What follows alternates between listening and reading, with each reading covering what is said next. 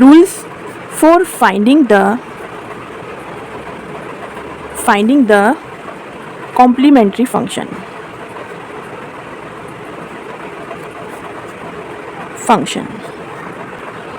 Consider the equation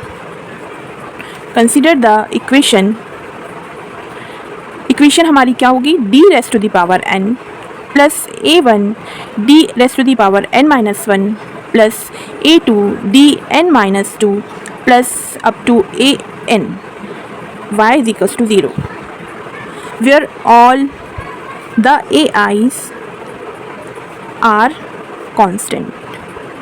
कौन से eyes, जो हमारी इक्वेशन में a1 a2 up to an, ये क्या होंगे, कांस्टेंट होंगे. इसकी जो ऑक्सिलरी इक्वेशन बनेगी, auxiliary equation of this equation is d raise to the power n plus a1 d n minus 1 plus a2 n minus 2 plus up to an is equals to 0. ठीक है. Let d is equals to m1 m2 m3 mn be the roots of the auxiliary equation. The solution of equation depends upon the nature of the roots. Nature of the roots में that means कि roots हमारे auxiliary, हमारे roots real हैं या imaginary हैं, इस पर depend करेगा. केस फर्स्ट क्या होगा, if all the roots of the auxiliary equation are real, that means अगर हमारी इक्वेशन के रूट्स रियल होंगे एंड डिस्टिंक्ट होंगे.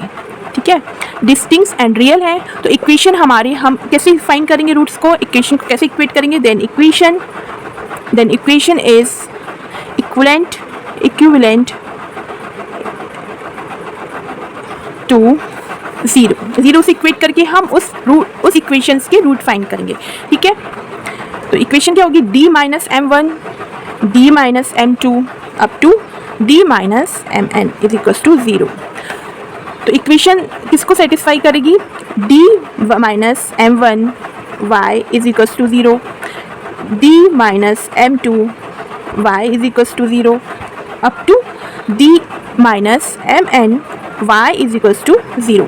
ठीक है, ये सारी इक्वेशंस डिफरेंट इक्वेशन होगी. d minus m1 y is equals to 0, d minus m2 y is equals to 0 and d minus mn y is equals to 0. अब हम consider the equation d minus m1 y is equals to 0. That is क्या हो जाएगा कि d मतलब क्या होता है, derivative dy upon dx minus m1 y equal to 0. ठीक है, तो ये क्या होगी, एक ऑक्सिलरी इक्वेशन बनी, उससे हमने इसके रूट्स फाइंड करेंगे, डिस्टिंक्ट होंगे या रियल होंगे, तो हमारी जो इक्वेशन होगी वो इस तरह से बन जाएगी. ठीक है, जो इक्वेशन होगी वो इस तरह से हमारी बन जाएगी. अब ये जो इक्वेशन है वो क्या है, लीनियर इक्वेशन है. ठीक है, it is a linear equation. ठीक है, एंड इसका जो इंटीग्रेटिंग फैक्टर है, मतलब कोई भी हम लीनियर इक्वेशन को सॉल्व करते हैं तो हम सबसे पहले क्या निकालते हैं, उसका इंटीग्रेटिंग फैक्टर निकालेंगे. तो इंटीग्रेटिंग फैक्टर क्या हो जाएगा, IF that means integrating factor is equals to e raise to the power e integral of minus m1 dx. ये उसका इंटीग्रेटिंग फैक्टर होगा, e माइनस m1x. ठीक है, जब इसको e का जो e raise to the power x होता है, उसका इंटीग्रेटिंग फैक्टर इंटीग्रेशन क्या होता है, e to the power x है ना, क्योंकि ये माइनस में है तो हमारा जो इंटीग्रेटिंग फैक्टर जब इसको इंटीग्रेट करेंगे तो क्या निकलेगा, e to the power minus m1x. Okay, ठीक है, तो इसका जो सॉल्यूशन बनेगा, सॉल्यूशन क्या होगा, its solution is y into e to the power m1x, मतलब कि y इंटू इंटीग्रेटिंग फैक्टर. इसको हम बोलेंगे जो सॉल्यूशन कंप्लीट सॉल्यूशन होता है वो उसको हम कैसे लिखते हैं, y is into integrating factor equals to integration 0 क्यों आया, y into integrating factor is equals to 0 के यहाँ पर इसकी जो वैल्यू है वो क्या है, 0, q की वैल्यू 0 है, जो हमने पहले पढ़ चुके हैं, हम 12th में भी पढ़ चुके हैं. जो लीनियर इक्वेशन पढ़ते हैं तो क्या होती है, dy upon dx minus 1y is equals to q1 है ना. तो q की वैल्यू यहाँ पर क्या है, 0 है, into e to the power मतलब इंटीग्रेटिंग फैक्टर माइनस m1x. ठीक है, m1x dx प्लस C1। और हम इसको ऐसे लिख सकते हैं y is equals to C1 e to the power m1x। ठीक ठीक। सिमिलरली जैसे हम किस लिए पढ़ रहे थे, रियल हमारे रूट्स हमारे क्या होंगे, डिस्टिंक्ट होंगे। तो सेम इस जो इक्वेशन होगी जैसे d minus m2y is equals to 0। ठीक है, तो इसका जो सॉल्यूशन बनेगा वो होगा y is equals to C2 e to the power m2x। ऐसे सारे सॉल्यूशन बन जाएंगे सारी इक्वेशंस के लिए, डिस्टिंक्ट रूट के लिए। तो d minus mn y is equals to 0 is y is equals to Cn e to the power mnx। ठीक है, तो solution of the equation, solution of d minus mny is equals to 0 is y is equals to Cn e to the power mnx।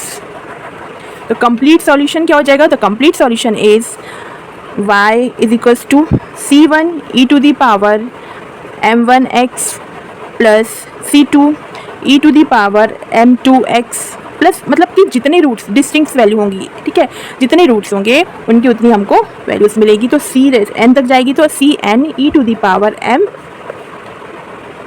mnx। ठीक है, तो ये हमारा complete solution रहेगा। किसके लिए हो जाएगा कंप्लीट सॉल्यूशन, अगर हमारे रूट्स जब डिस्टिंक्ट होंगे, डिस्टिंक्ट मतलब कि डिफरेंस वैल्यूज में फाइन वेरी करेंगे।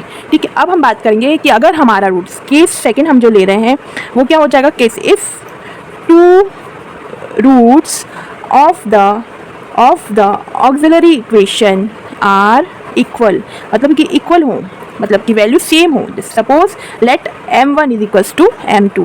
जब ये दोनों value, if two roots of the auxiliary equation are equal, let m1 is equals to m2, मतलब कि अब हम उसकी बात करेंगे जब हमारे रूट्स क्या होंगे, इक्वल होंगे। ठीक है, मुझे लगता है कि जो पहले मैंने पढ़ाया डिस्टिंक्ट रूट्स के लिए वो आपको अच्छे से समझ में आया होगा। अब हम बात करेंगे केस सेकेंड, किसकी बात कर रहे हैं, real sorry example of distinct and real roots. d raise to the power 3y upon derivative है, ठीक है, minus 7 dy upon dx minus 6y is equals to 0। हम ये एग्जांपल हम किसका ले रहे हैं, डिस्टिंक्ट एंड रियल रूट्स का, जिसका हमने भी टॉपिक डिस्क्राइब किया था। ठीक है, अब हम उसका एग्जांपल लेके सॉल्व करेंगे कि अगर हमारे रूट्स डिस्टिंक्ट और रियल हैं तो कैसे सॉल्यूशन बनेगा। इस इक्वेशन को हम कैसे लिख सकते हैं, डी क्यूब माइनस 7d मतलब कि डेरिवेटिव, ठीक है, 6 and y is equals to 0। ठीक है, अब हम इसकी ऑक्सिलरी इक्वेशन बनाते हैं। तो इसकी ऑक्सिलरी इक्वेशन क्या बन जाएगी, ऑक्सिलरी इक्वेशन बनेगी D cube minus 7d minus 6 is equals to 0। ठीक है, और हम इसको क्या लिख सकते हैं, d plus 1 d plus 2 d minus 3, मतलब इसके जो फ्रैक्शंस हम जैसे cubic equation and quadratic equation solve करके जो हम एक फ्रैक्शंस वाली इक्वेशन बनाते थे, उस तरह से हम इस इक्वेशन को ब्रेक कर लेंगे। ठीक है, तो d plus 1 d plus 2 d minus 3, और जब हम इस इक्वेशन को सॉल्व करेंगे तो हमको एग्जैक्टली यही वाली इक्वेशन फाइन मिलेगी। ठीक है, अब हम क्या करेंगे यहाँ पर, ठीक है, ये हो गया ना। अब हम यहाँ से रूट्स निकालेंगे, तो जो d की वैल्यू क्या निकलेगी, d is equals to minus 1, d is equals to minus 2 and d की वैल्यू क्या आ जाएगी, d इज इक्वल्स टू 3। ये तीन वैल्यू हमको मिली है। तीनों वैल्यू क्या है, डिस्टिंक्ट हैं, रियल है ना, इमेजनरी रूट, इमेजनरी वैल्यू है क्या, नहीं है ना। अब हम क्या करेंगे, यहाँ पर जो हमारा सॉल्यूशन बन जाएगा CS कंप्लीट सॉल्यूशन।